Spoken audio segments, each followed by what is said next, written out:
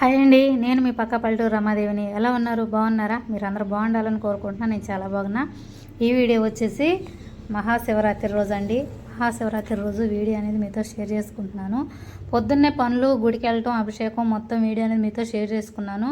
ఇది సాయంత్రం వీడియో అండి. సాయంత్రం నేను అఖండ దీపం ఇంట్లో ముట్టించుకుంటాను. మళ్ళీ గుడి దగ్గరికి వెళ్ళాను. గుడి దగ్గరికి వెళ్ళినాక వీడియో అనేది మీతో షేర్ చేస్తున్నానండి. అయితే మీకు ఒక విషయం చెప్పాలండి. గుడి దగ్గర అలంకరణ, లైటింగ్ అది వేశారు. అలంకరణ అది చాలా బాగుంది. అసలు ఈ వీడియో అస్సలు మిస్ కామాకండి. చాలా బాగుంది. మా ఊర్లో పల్లెటూరులో శివాలయంలో గుడి కూడా చిన్నగానే ఉంటుందండి. కానీ శివరాత్రి కాబట్టి, శివరాత్రి మహోత్సవం కాబట్టి పార్వతీ పరమేశ్వరుల కళ్యాణం రోజు కదండి. గుళ్ళల్లో చక్కగా కళ్యాణం జరిగిద్ది. కాకపోతే మా గుళ్ళే ఏం కాదు, కానీ మామూలుగా ఇక భోజనాలు అయితే పెట్టారండి. ఊరంతా భోజనాలు పెట్టారనమాట. ఊరంతా భోజనాలు పెట్టారు. గుడికి లైటింగ్ వేశారు. చాలా బాగా అలంకరణ చేశారు. ఇక అదండి, అసలు మిస్గా మాకండి. చాలా బాగుంది. అందుకని ఈ వీడియో మీకు షేర్ చేస్తున్నాను. అదిగాక నేను సాయంత్రం పూటే అఖండ దీపం ముట్టించుకొని దేవుళ్ళని అలంకరణ చేసుకొని పూజ చేసుకుంటాను. పొద్దున పూట సింపుల్గా దీపారాధన చేసుకుంటాను. సాయంత్రం దీపారాధన అనేది మీతో షేర్ చేస్తున్నాను. ఇక్కడ నుంచి మీకు వీడియో అనేది స్టార్ట్ చేస్తాను. చూస్తూ ఉండండి. వీడియో అయితే చాలా బాగుండిద్ది. ఇప్పుడు వచ్చేసి సాయంత్రం పూట అండి. ఇక దీపారాధన స్టార్ట్ చేశాను. అయితే ఇవాళ నేను శివరాత్రి కదండి, ఇవాళ ఉపాసం ఉండి ఇక అఖండ దీపం అయితే ముట్టించుకుంటున్నానండి.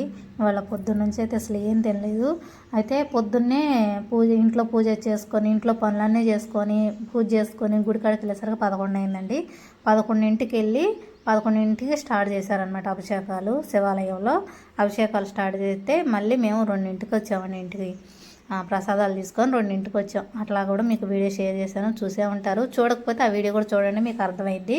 ఇక 2ంటికి అయితే వచ్చాము. 2ంటికి వచ్చినాకండి గుళ్ళోనే అభిషేకాలు చూసుకుంటూ అంతే కూర్చున్నాను. అంటే పొద్దున్నే ఏం తినలేదు కదా, 2ంటి దాకైనా ఉండగలిగి గుళ్ళో ఇక ప్రసాదాలు పెట్టి మంచినీళ్ళు అవుతుంటే ఒక గ్లాస్ మంచినీళ్ళు తాగాను. గుడి దగ్గరే మంచినీళ్ళు తాగి ప్రసాదాలు తీసుకొని ఇంటికి వచ్చానండి. ప్రసాదం కూడా పాయసం, పులిహార, దద్దోజనం, కేసరి, మళ్ళీ అభిషేకం చేసిన తీర్థం, ఇక ఇవన్నీ ఇచ్చారనమాట. పానకం ఇవన్నీ ఇచ్చారు. కాకుంటే నేను ఉపాసం ఉన్నాను కాబట్టి ఈ పులిహార కానీ, దద్దోజనం కానీ, పాయసం కానీ, కేసరి కానీ ఇక ఏం తినలేదు. మనం తీర్థం కాబట్టి తీర్థం తీసుకున్నాను. అంటే పంచామృతం తీసుకున్నాక గ్లాస్ మంచినీళ్ళు తాగి ఇంటికి వచ్చానండి. ఇంటికి వచ్చినాక కుసేపు అలా ఉన్నాక ఒక అరటిపండు తిన్నాను. ఇక అరటిపండు తినేసి సాయంత్రం దాకా అయితే ఉండానండి. అయితే కాయలు, జాంకాయలు, దాక్షకాయలు, మళ్ళీ గంచిగడ్డలు అవి కూడా ఉండేయండి ఇంట్లో. నేను ఉపవాసం ఉంటాననే ఇవి తీసుకొచ్చుకున్నాను, అవి తిందామని చెప్పి. కానీ ఎందుకో తెలియదండి, నాకు అసలు వాటి మీదకి వెళ్ళలేదు. అంటే నాకు తినాలని అనిపించలేదనమాట. నాకు ఇలానే ఉండాలి, సాయంత్రం దాకా అఖండ దీపం ముట్టించిన దాకా నేను ఇలానే ఉండాలి అనిపించి అసలు నేను ఏమీ తినలేదండి. ఒక అరటిపండు మటుకు తిన్నాను అనమాట. ఒక గ్లాస్ మంచినీళ్ళు తాగాను, ఒక అరటిపండు అయితే తిని సాయంత్రం దాకా ఉండి ఇలా అఖండ దీపం అయితే ముట్టించుకున్నాను. అంత కటిక ఉపాసన చేయాల్సిన అవసరం ఏందిరామా అని మీరు అనుకోవచ్చు. అయితే మహాశివరాత్రి రోజు నేను ఫస్ట్ స్టార్టింగ్ మొదలుపెట్టిన కాంచి కూడా నేను ఇలానే చేసుకుంటున్నానండి. ఇలానే చేసుకుంటూ ఉండానన్నమాట. అయితే ఇలా ఎందుకు చేస్తున్నానో కూడా మీకు కారణం చెప్తాను. అయితే మేము తెలంగాణలో ఉండేవాళ్ళం, కానీ మీకు ఆల్రెడీ మీకు వీడియోలో చెప్పాను. తెలంగాణలో ఉన్నప్పుడు అండి మా ఆయనకి నెల రోజులు అసలు బాగోలేదనమాట. తెల్ల కణాలు తగ్గిపోయి మా ఆయనకు అస్సలు బాగోలేదు. అయితే ఎంత చూపించి ఎంత హాస్పిటల్ వెళ్ళా కానీ మడిసి నీరసం అయిపోతున్నాడు, కానీ తగ్గట్లేదనమాట. తగ్గపోతే అక్కడ మేము ఉన్న దగ్గర శివాలయం ఉందండి. శివాలయం దగ్గరికి ఇక పూజారులు ఉంటారు కదా, పూజారుల దగ్గరికి వెళ్ళామన్నమాట. వెళ్తే అక్కడికి వెళ్ళినాక వాళ్ళు చూశారు. అంటే ఇట్లా సంగతి అండి, ఇట్లా బాగోట్లేదు, మరి ఎందుకునేమో హాస్పిటల్ వెళ్తున్నాము, అంటే మందులు వాడుతున్నాము, మటికి కోలుకోవట్లేదు, ఎందుకో బాగోట్లేదు అంటే సరే నేను కూర్చోబెట్టి చూసి పంచాంగం అది ఉంటుంది కదండి, పేరు బలం అదంతా చూసి వారం రోజులు శివాలయానికి వచ్చి వెళ్ళమని చెప్పారు.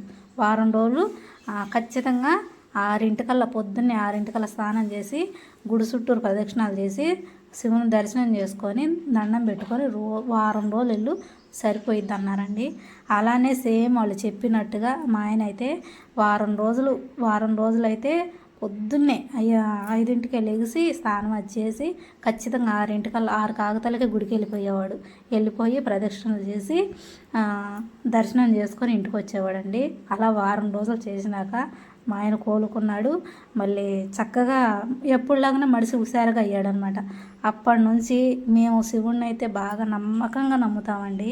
మా ఇంట్లో ఎలవేలుపు శివయ్య, మళ్ళీ శ్రీ లక్ష్మీ తిరుపతమ్మ తల్లి, వెంకటేశ్వర స్వామి అనమాట. వీళ్ళ ముగ్గురును బాగా కొలుస్తాము. వీళ్ళ ముగ్గురికైతే బాగా చేస్తానండి పూజ అయితే.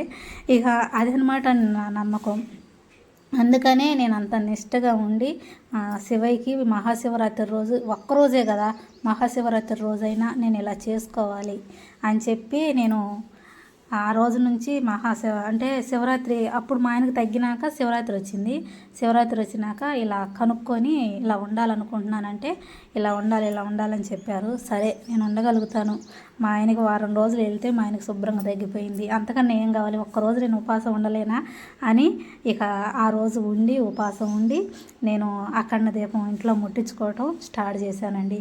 ఇప్పటికీ నేను 15 సంవత్సరాలు పెట్టి ఈ పూజ అనేది చేసుకుంటున్నాను అనమాట. ఇక అదండి అసలు విషయం. నేను ఉపవాసం ఉండటానికి కారణం కూడా అదే. మా ఆయన కూడా అప్పటి నుంచి సోమవారాలు చేస్తాడండి. సోమవారం రోజు ఉపవాసం ఉంటాడనమాట. ఉపవాసం ఉండి తనందరికి తానే దీపారాధన చేసుకుంటాడు. రోజు పొద్దున పూట చేస్తాడండి. కాకుంటే ఆ రోజు ఇంకా ప్రత్యేకత అనమాట మా ఇంట్లో. శుక్రవారం, శనివారం, సోమవారం 3 రోజులు ప్రత్యేకంగా పూజ అయితే ఉంటుంది. మామూలుగా 7 రోజులు అయితే నార్మల్గా చేసేసుకుంటాను. ఇంకా అందండి. ఇక ఇప్పుడైతే పూజ అంతా అయిపోయినాక ఇప్పుడు నేను గుడి దగ్గరికి అయితే బయలుదేరాలి. ఇంకొక విషయం అండి, పూజ దగ్గర అండి నేను అలంకరణ అలా చేస్తానని అస్సలు అనుకోలేదు. అప్పటికప్పుడు అనుకొని అలా కూర్చొని చేస్తూ ఉన్నాను. అలంకరణ అలా అయిపోయిందండి. నిజంగా భలే అనిపించింది నాకు. నేను అనుకోలేదు ఇలా అలంకరణ చేస్తాను అని. కానీ చక్కగా కుదిరింది. శివయ్య నా చేత చేయించుకున్నాడు అనిపించిందండి. మీకు ఎలా అనిపించిందో కూడా నాకు కామెంట్ చేయండి. ఇప్పుడు పూజ అంతా అయిపోయింది కదా. పూజ అంతా అయిపోయినాక ఇక నేను మా అమ్మాయి అందరం కలిసి మా బజార్లో అందరం కలిసి భోజనాలకైతే బయలుదేరామండి. నేనైతే భోజనం చేయను కాబట్టి గుడి దగ్గరికి వెళ్ళి దర్శనం చేసుకొని అక్షంతలు వేయించుకొని దండం పెట్టుకొని వద్దామని చెప్పి నేను వెళ్తున్నాను. ఇక్కడైతే చూడండి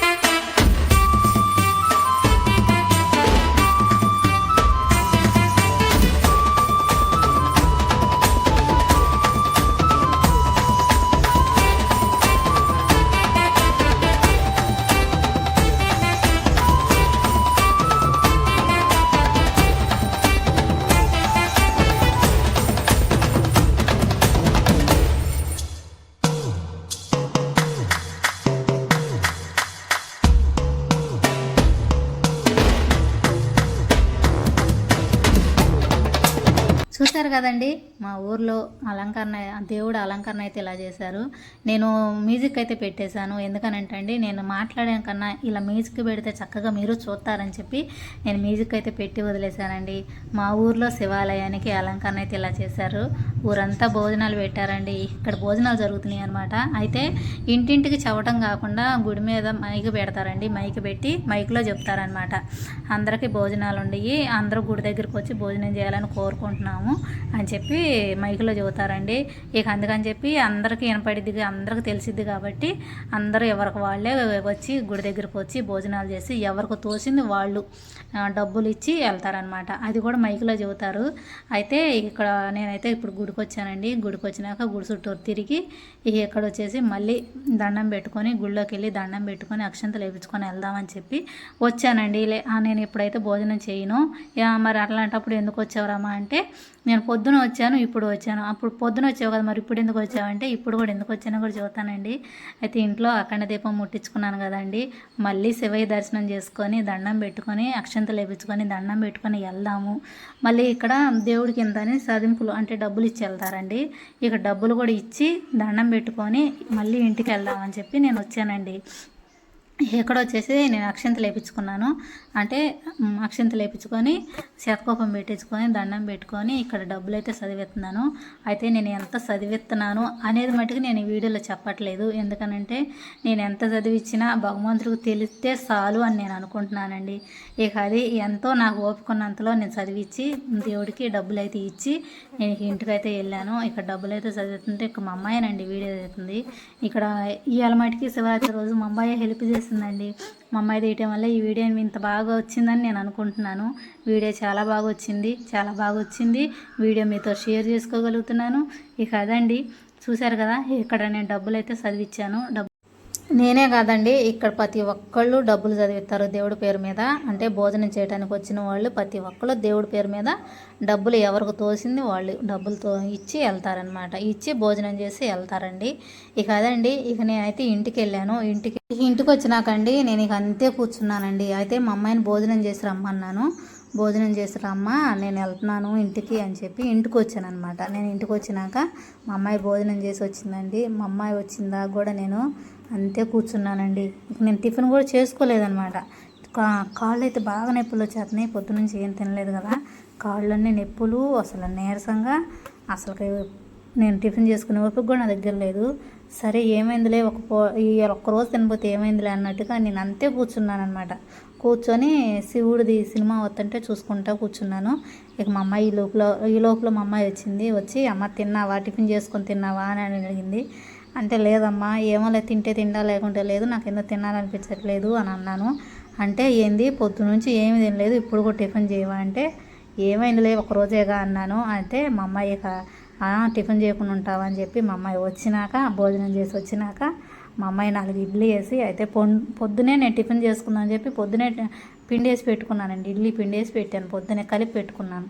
ఇక పిండి ఉంది కదా అని చెప్పి మా అమ్మాయి 4 ఇడ్లీ వేసి తీసుకొచ్చి, అమ్మ తినమ్మా పొద్దునుంచి ఏం తినలేదు అంతే ఉన్నావు, టిఫిన్ కూడా చేయకుండా అంతే ఉంటావని చెప్పి 4 ఇడ్లీ వేసుకొచ్చి ఇచ్చిందండి. ఈ ఇడ్లీలో కొంచెం పంచదార వేసుకొని తినేసానండి 4 ఇడ్లీ అయితే. ఇక శివరాత్రి రోజున ఇక అలా సాయంత్రం పూట టిఫిన్ అయితే చేశాను.